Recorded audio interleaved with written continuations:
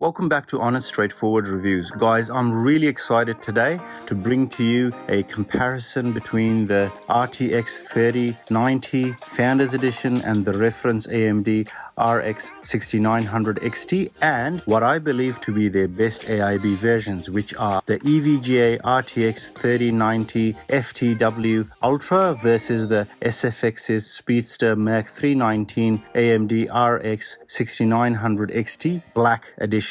Now, before I continue with my review, I would like to point out that I have this video in 3 segments. First segment, I'll be introducing all of the cards and going through them. The second segment is where I'll be introducing all my testing and the graphs and what I've found. So you can skip to that if you don't want to know about the cards too much. And in the last segment, I'll be discussing everything and also giving my verdict in regards to the cards. First of all, let's have a look at the EVGA AIB card, which offers the company's premium air-cooled custom design RTX 3090 and features EVGA's newest ICX3 cooling solution that tackles the job of cooling the GPU with a massive heatsink ventilated by fans, but also cutouts in the PCB that let in airflow through, and a network of thermal sensors at critical areas to help the cooler respond better to heat. The GeForce RTX 3090 transcends the barriers between gaming graphics card and a personal visualization by letting creators leverage its awesome 24 gigs of VRAM and nearly 1 terabyte of memory bandwidth to deal with vast graphic rendering datasets, especially when compared with the Nvidia GeForce Studio drivers. No doubt it's better endowed than the cheaper RTX 3080, but Nvidia believes that its gaming capabilities can't be seen in isolation to justify double the price of the RTX 3080. Therefore, the RTX 3080 is to be Nvidia's flagship gaming product. With the GeForce RTX 30 series, Ampere was introduced by Nvidia, which has reshaped the top end of its product stack. The RTX 3080, although the biggest GPU on paper and priced the highest, isn't considered to be the company's flagship graphics product. The RTX 3080 is capable of AAA gaming at 4K Ultra settings with RTX ray tracing on, which means the RTX 3090 attains a halo status like that of the Titan series with a virtually fully unlocked GA102 GPU and, to top it off, 24 gigs of blistering fast video memory. While the previous generation Titan RTX was priced at $3,300 here in Australia, the RTX 3090 starts $1,300 cheaper at $1,999. The GeForce Ampere architecture represents the second generation of Nvidia's RTX technology, bringing real-time ray tracing to consumer graphic cards. While we are still a bit far off from fully ray-traced graphics, Nvidia for now has developed a way to combine conventional, faster 3D graphics with real-time ray tracing components such as lighting, shadows, reflections, ambient occlusion, and glow illumination. With the second generation RTX, Nvidia has introduced ray tracing motion blur, an effect that's extremely difficult to pull off in real time and was until now only emulated in post-processing. The second generation of RTX is a combination of new Ampere CUDA cores that offer up to double the math put through over the previous generation using concurrent INT32 and FP32 operations. Second generation RT cores that double the intersections put through and feature fixed function hardware with temporal components to accelerate ray tracing motion blur. And third generation tensor cores that leverage the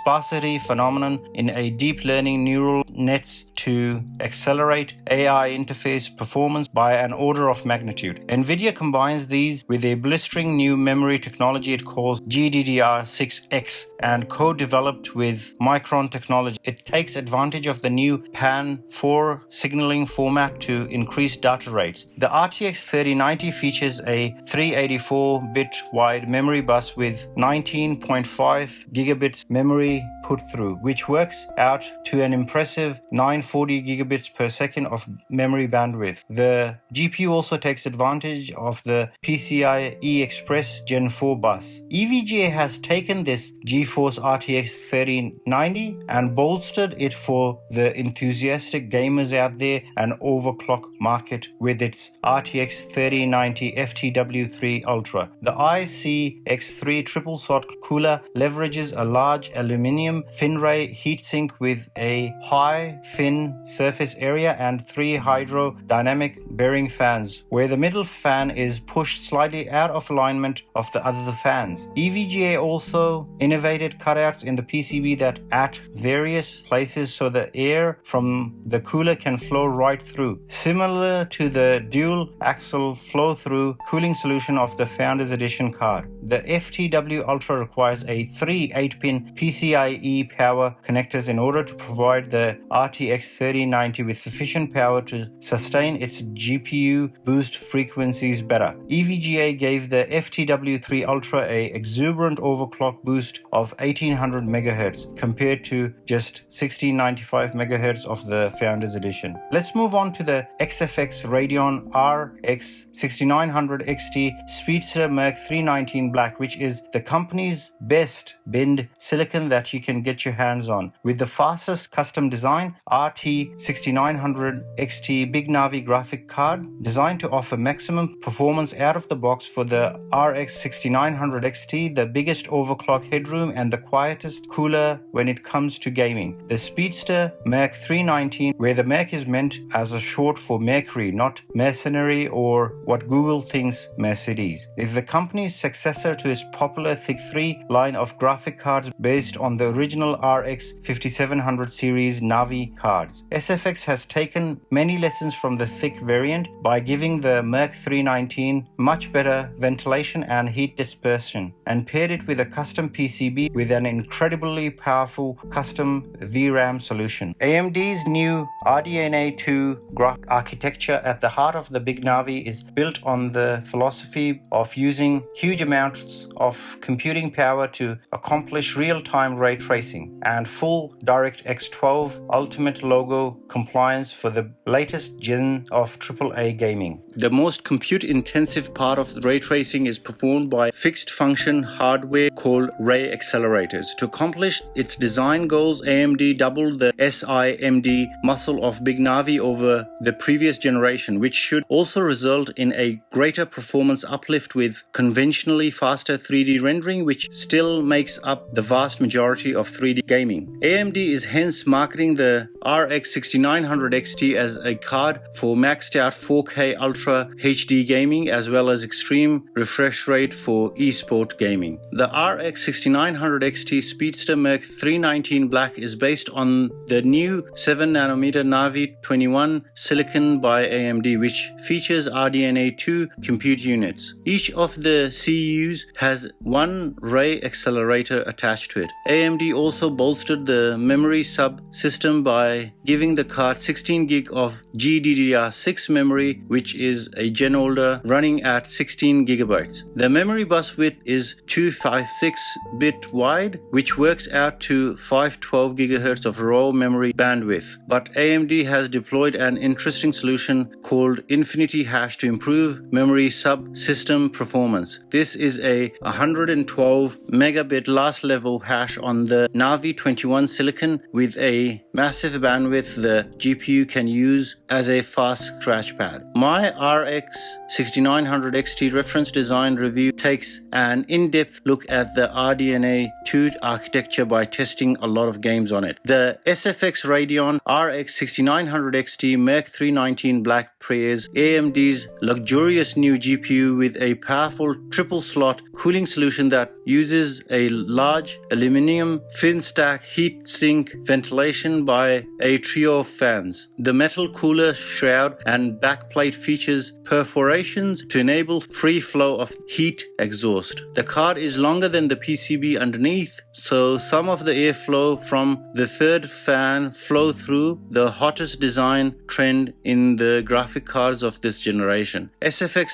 has also given the RX 6900 XT a factory overclock with its engine boost frequency now dialed up to 2365 MHz. Alright guys, let's get into the graphs. So the first slide that I have for you guys displays the clock speeds. Now what I want you guys to do is look at the Nvidia and the EVGA and pit them against each other and do the same to the AMD reference card and the SFX AIB card. Don't compare the Nvidia and the SFX card or something like that, because they are different architecture and also different memory. So it's not a apples to apples comparison. So starting off, let's look at the Nvidia. Both the base and game clock for both the AIB and Founders Edition card is the same, except for the boost, where the EVGA has done a great job by increasing it over 100 megahertz. When we're looking at the AMD reference card and the SFX Black, we can see that there's a 125, 120 and 115 megahertz increase between those cards in the base, game and boost respectively. In the next slide, I have the same sort of information for you, but in a different chart where I've got 2D stacked chart for you guys. Now the third slide we're going to be looking at today is to do with fan noise and heat and things like that. So looking at the 5 coulombs, the first 2 coulombs are to do with the cards not being used. So when they're not being used, the last 3 on the right, they're to do with when the card is being used for gaming. Okay, so straight off you guys can appreciate the Founders Edition 3090 is very hot at 55 degrees compared to the rest. I mean, that's not super hot. Okay, these cards are built to go up to 100 degrees, but it's the hottest out of the lot. And even for gaming, when we look at the Founders Edition, it's at 78 degrees. The sound is quite loud as well out of the lot. It's at 47 decibels, though the RPM on the fans aren't that high. It's only around 700. I have seen cards go up to 1900 and not be that loud. It just depends on the card's fans as well, guys. So that's an important factor to keep in mind. Now, next we're looking at the Ultra by EVGA. That has done a good job when you compare it to the Founders Edition. So both of them, when they're idling, their fan stops, it runs at a 50 degrees Celsius. When we move into gaming, it has done again a great job. Not only has it decreased the degrees, so it's gone from 78 and reduced it to 71 degrees, but look at that fan, guys. Not only is it a tiny bit slower, but it's really quiet. So this is what I mean. Fans are built differently. Some fans are innately louder than others. So this is a clear example of that. The Founders Edition card has a fan that was only running at 100 RPMs more than the AIB one, but it's a lot louder. Now let's take it to the Overclock Bios for the EVGA Ultra. Okay, so straight off again, what I would like you guys to look at is the 1892 RPM. So nearly 1900 RPM compared to 1700. So it's 200 RPMs more, however, still 10 decibels less. Very nice and quiet card. Okay, and it runs a lot cooler at 64 degrees. When you have it idling, the fan is not stopped. The fan will be working, and it's only at 25 decibels, which is barely here. You can barely hear it unless if you put your head against the case and you're trying to hear the fan, and it's only at 27 degrees, so it halves the temperature and I think Overclock Bios is what most people should run this card at. It runs really good and really cool.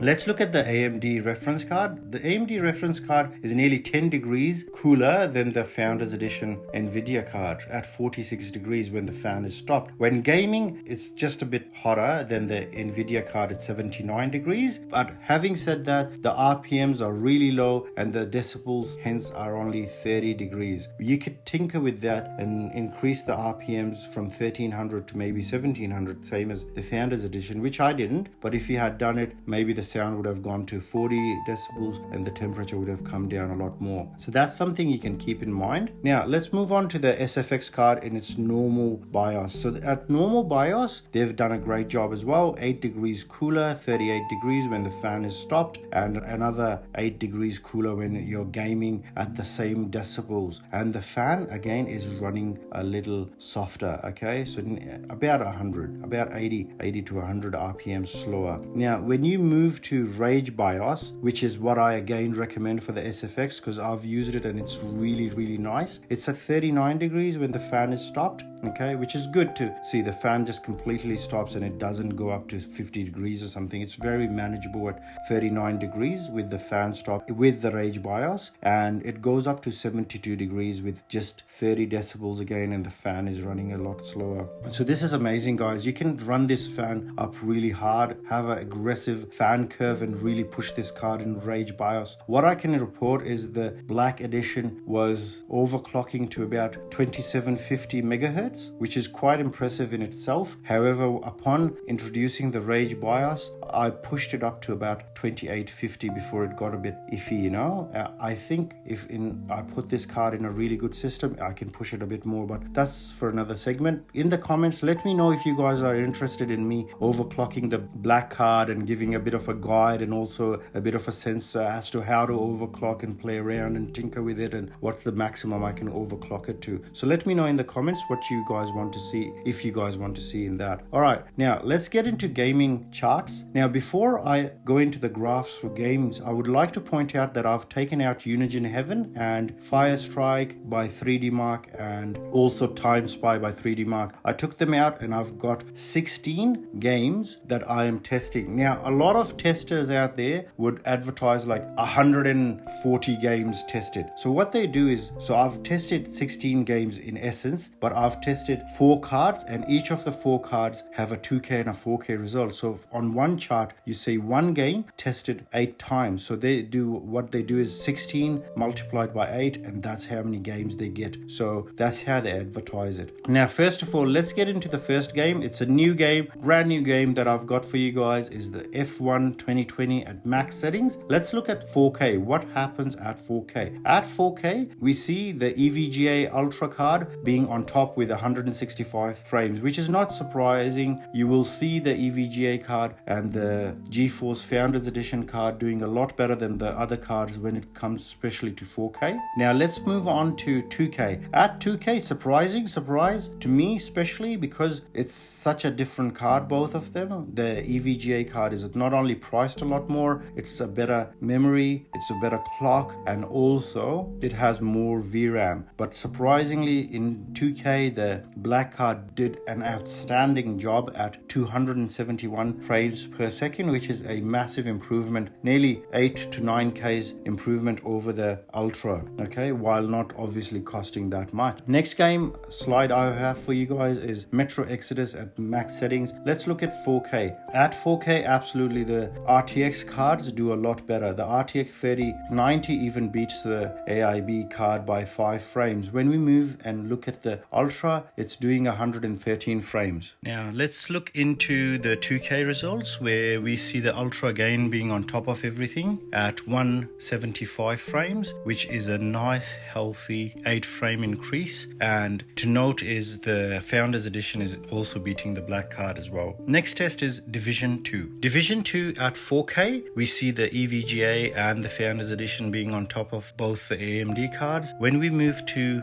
the 2K results, it's the same story, especially when you're comparing the EVGA to the black card. There is a nice 11 to 12 frame increase, which is impressive to see. When we move to Warzone, we see an improvement in the black card, which beats all the other cards, especially the EVGA card, by a healthy 4 frame margin, even in 4K, guys. That's really impressive. When we move to 2K, that's where the black card really shines over the Ultra. The black card beats the EVGA Ultra by a healthy 17 frames, which is really impressive. However, this title is an AMD title, where AMD is a lot stronger than Nvidia. The next title I'm looking at is Doom Eternal. Doom Eternal at 4K is a game that the Nvidia title is very strong in. When we look at the Ultra card, it's doing 110 frames at 4K, which is really impressive with everything turned up. And the black card is left behind by 19 frames, which is a lot in 4K. When we move to 2K, it's the same story, where there is a nearly 20 frame difference between the two AIB cards. The EVGA card definitely outshines everyone else. The next game I've got for you guys is Red Dead Redemption 2. At 4K, this is another game that we're seeing a pattern in, where EVGA's Ultra is on top of everyone, and it's on top by about 9 frames over the black card by XFX. When we move to 2K, we see the same thing. The margin is a tiny bit smaller, but still 7 frames of a difference. Let's look at Assassin's Creed Odyssey. Odyssey. Assassin's Creed Odyssey at 4K, again being an AMD title, sees the black really shine, and it's impressive to see that the Founders Edition Nvidia card compared to the Ultra by EVGA, there's a margin of error 1 frame difference. But if you see the reference AMD card is being beaten by the Founders Edition, which has been turned around by the awesome engineering that XFX has done with their black card. They really pushed that and really gained on it. Whereas the Nvidia card, you don't see an improvement when you go to AIB in 4K. When we move on to 2K, that's where we still see the black card outperforming everyone else, but the margins are a lot smaller. I was thinking it would be a lot bigger, but it was a lot smaller. And the next game we got is an Nvidia title that Nvidia is good at, and looking at 4K, obviously Nvidia has done 55 frames, and we look at the black card and we're looking at 47 frames. So the Ultra is 55 to 47, and when we move to 2K, this is where the margin grows again, 92 to 107, which is quite impressive. Shadow of the Tomb Raider is another game that Nvidia is doing really well. The Founders Edition 3090 even beats the black AIB card, and when we look at the Ultra, it's 101, which is really impressive at 4K. When we go to 2K, we see that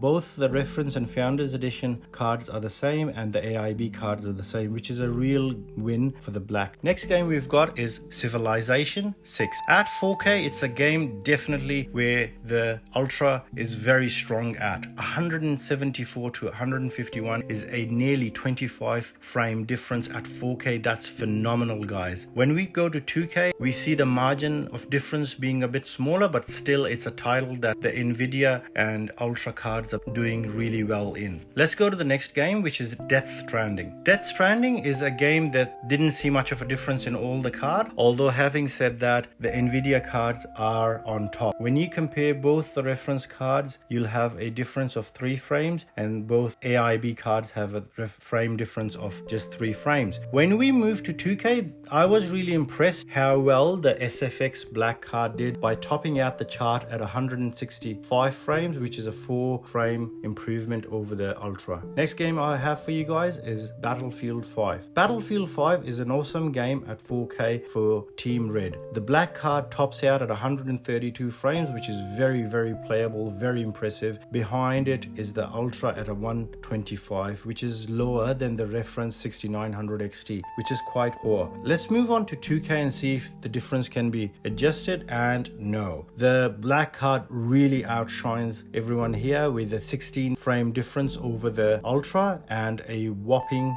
18 frame difference over the Founders Edition card. Now, the next game I have for you guys is Borderlands 3, which is a title again the Nvidia cards are going to be better at, and we can see that in 4K that the Ultra from EVGA is doing 80 frames while the black is behind it at 74 frames with a 6 frame difference. When we move to 2K, I was quite pleasantly surprised how much the engineering team at SFX had pushed the 6900 reference design and gone from 97 frames to 105, whereas again we see with the 3090 cards, the Founders Edition and the Ultra, there's just a frame, which is margin of error difference in there. Horizon Zero Dawn 4K. At 4K, the Ultra card is on top again, as most 4K results have been so far. And when we move to 2K, we see a flip and the black card comes on top with 151 frames, which is a 3 frame improvement over the Ultra, which is really impressive, especially when you compare the black card to the Founders Edition Nvidia, which only did 137 frames. Next game I have for you guys is Star Wars Jedi Fallen Order. Star Wars at 4K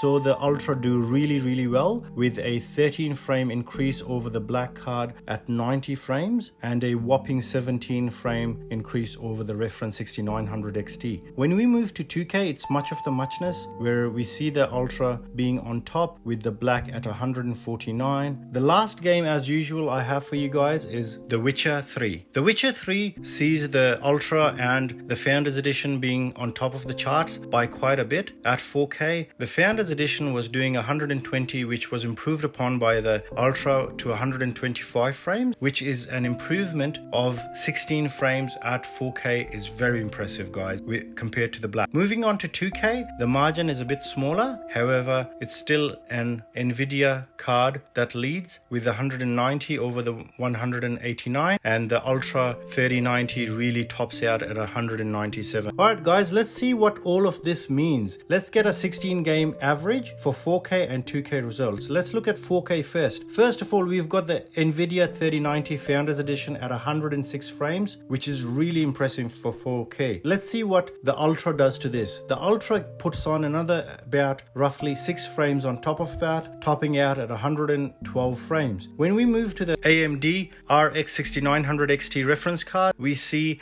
a 97.44 frames, and when we look at the black, that didn't even meet the Founders Edition 3090 at 103 frames. Let's move on to 2K and see if it can catch up. First of all, we've got the 3090 Founders Edition at 167, and the Ultra builds upon that by about 6 frames, where it's at 173. The reference AMD card is at the bottom with 161 frames, and the black card has beaten the 3090 nearly 171 frames, which is really good to see at 2K. So what that probably means for me is at 2K, the black card is a really impressive card. Let's move into the all-important graph that looks at the pricing, both MSRP and real world. We'll start off with MSRP, and we have the 3090 sitting at a nice nearly $2,000 Aussie. Okay, we're going to move on to Ultra, which goes for $24.19, which is an increase of about $500. We look at the reference 6900 XT, which is sold in Australia for an MSRP of $1,700, while the black by XFX gets sold for $2,000. Let's look at real world pricing. Now, in real world pricing, you'll notice that I have nothing for the 3090, and the reasoning for that is simply because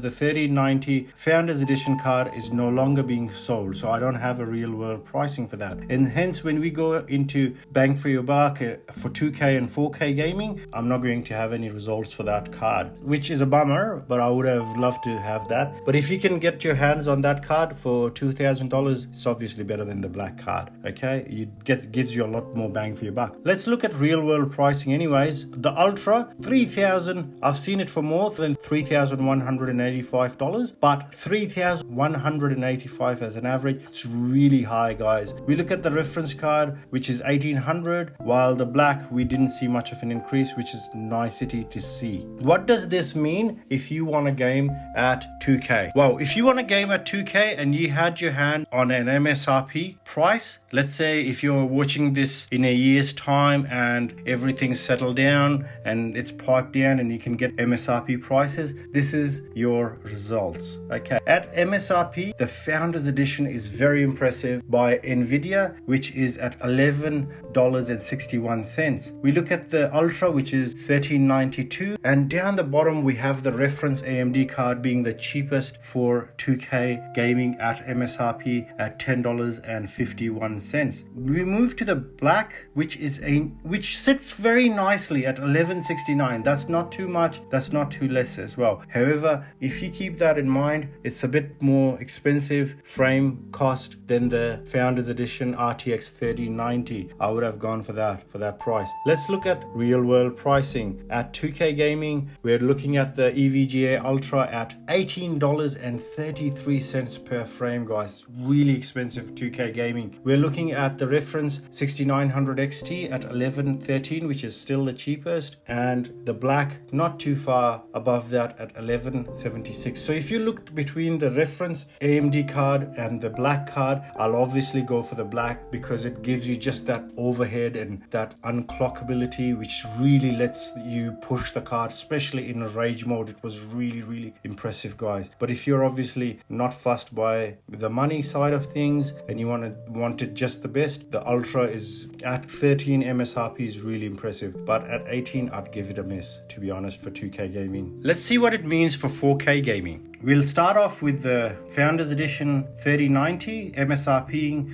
at a cost of $18.25 per frame. When we move on to the Ultra by EVGA, that's $21.60, which is not a lot higher, about $3, over $3 difference. We see the reference AMD card sitting at the cheapest at $17.49, and we see the black at $19.24, which is about $1 dearer for 4K gaming than the Founders Edition edition Nvidia card. When we move on to real world pricing, we see that the EVGA card costs a whopping $28.44, which is nearly a $10 increase on frame by frame compared to the black, or even the reference card more than $10 on the reference AMD 6900 XT. The 6900 XT reference sits at $1846, being the cheapest out of them, and the black card is just above that by less than $1 per frame at $1935. So at 4K gaming, all of these cards are well and truly capable of 4K gaming. Let's get into 5 awesome features of the EVGA graphic card. Number 1, manual power limit set goes up to 500 watts with XOC BIOS. Second, it's SLI supported on this card, which will be amazing in the future and make it future proof. 3, runs very cool with overclocked BIOS when it's turned on, as you guys could see in the third slide. 4th, adjustable RGB lighting. 5th, overclocked out of the box. Very easy. Top 5 annoying features of the EVGA card. Price is crazy, $3,200. SLI is futile without implicit multi-GPU. 3rd, overclocking can be complicated and annoying due to power limit. 4th, heat output can get high. 5th, 500 watts is a lot of power being used for gaming. Top 5 awesome features of the SFX. Dual BIOS. Rage mode offers the ability to push the card to its limit. I found it very useful. 2, a very quiet card for gaming. 3, efficiency is improved over the reference AMD RX 6900 XT. 4th, 7nm process, making it not only efficient but also great.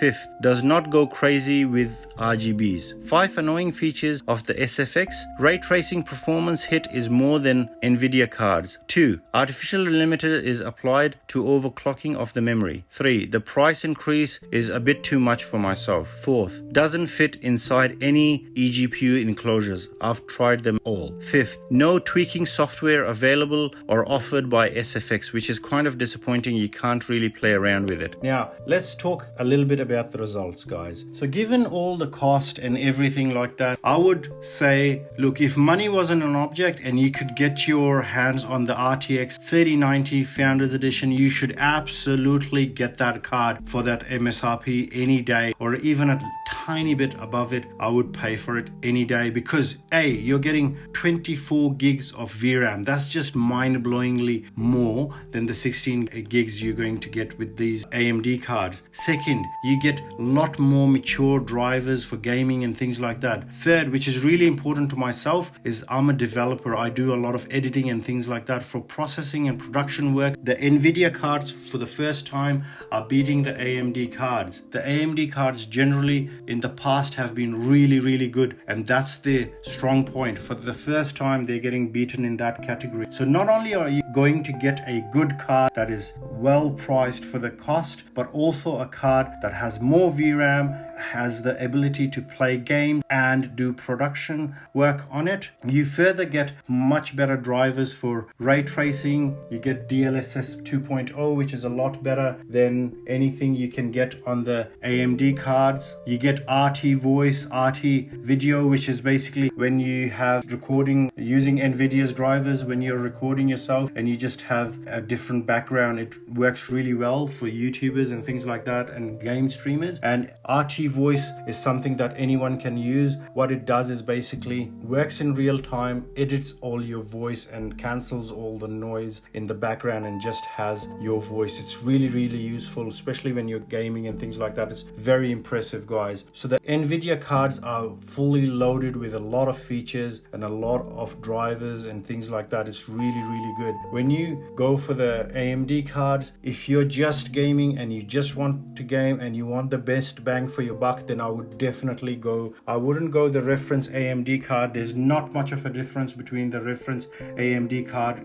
be it 2K gaming or 4K gaming. I would go for the black, because that gives you, in what I believe is the absolutely best binned silicon that you can get your hands on. And if you want to understand the process of binning and silicon lottery a little bit better, I've got a link in the description of this video that'll explain it to you. I've got a video on that, so you guys can have a look at that and can't get your head around that. But look, the black card is absolutely a mammoth card for the price of it. Alright guys, that's basically it from me. I hope you enjoyed that thorough video that I made. I've been working really hard. As you can appreciate, I'm self-funded, so what that means is I work full-time to be able to fund these graphic cards. Then what I do is in my spare time I run a lot of tests. For just this video I have ran over 128 gaming tests, and in each gaming test I run the game for about 30 minutes, let it normalize, let the sound normalize before I start gathering data. So as you can appreciate, that's 128 times 30 minutes. That's a lot of hours that I've put into this video. Then I'm a one-man show. I do all the voice recording, the writing, the editing, the video editing, the encoding, and all that stuff is all done by me. On top of that, I've got family life commitments and things like that. So if you appreciate it, if you want to see more, I am going to be next working on a comparison between a air-cooled GPU and a water-cooled GPU. I'm looking to do a 6900 XT. So if you guys want to see more videos like this and that one, please do subscribe to this channel. It helps a lot. Punch in the like button because it lets other people find it. You can also go above and beyond and support me and follow me on Instagram, Twitter and TikTok, and also look at my Patreon. It helps a lot, guys. I really appreciate you guys staying to the end and sticking it out and really understanding the video. I hope you guys have a beautiful day. Thank you for watching. Take good care. Bye bye.